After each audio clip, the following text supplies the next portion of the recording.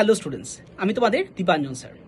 তোমরা অনেকেই স্বপ্ন দেখো শিক্ষক হওয়ার, এবং শিক্ষকতা করা মানে শুধুমাত্র গভর্নমেন্ট স্কুলে শিক্ষকতা করাই নয়, আড্ডা 24/7 এর মতো এরকম অনলাইন প্ল্যাটফর্মে শিক্ষকতা করার স্বপ্ন অনেকে দেখো। আবার অনেকে বিভিন্ন প্রাইভেট স্কুলে শিক্ষকতা করারও কিন্তু স্বপ্ন দেখো। কিন্তু তাদের জন্য অনেকেই ডিএড করেছো, ডিএলএড করেছো, অনেক কিছু করছো আফটার গ্র্যাজুয়েশন বলো বা মাস্টার্স বলো, কিন্তু তারপরও দাঁড়িয়েও অনেকে কিন্তু এখনো জবলেস রয়ে রয়েছো।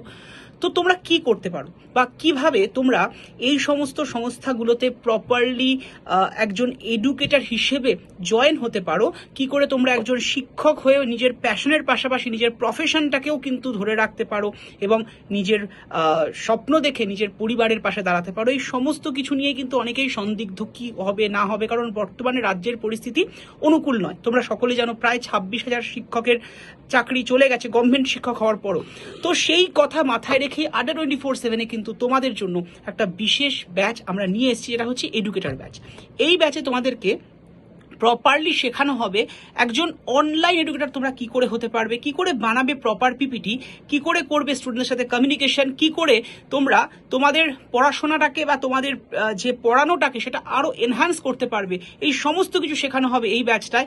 তাই এই ব্যাচটা কিন্তু সদ্য এসছে এবং বলতে পারা যায় বাংলায় তো প্রথমবার, সমগ্র ভারতে এটা সম্পূর্ণ নতুন উদ্যোগ আড্ডা 24/7 এর তরফ থেকে।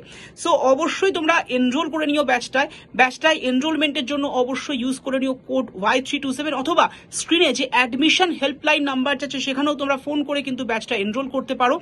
আর এনরোলমেন্টের ফিস পড়বে Y327 কুপন কোড ইউজ করে নিলে 2405 টাকা।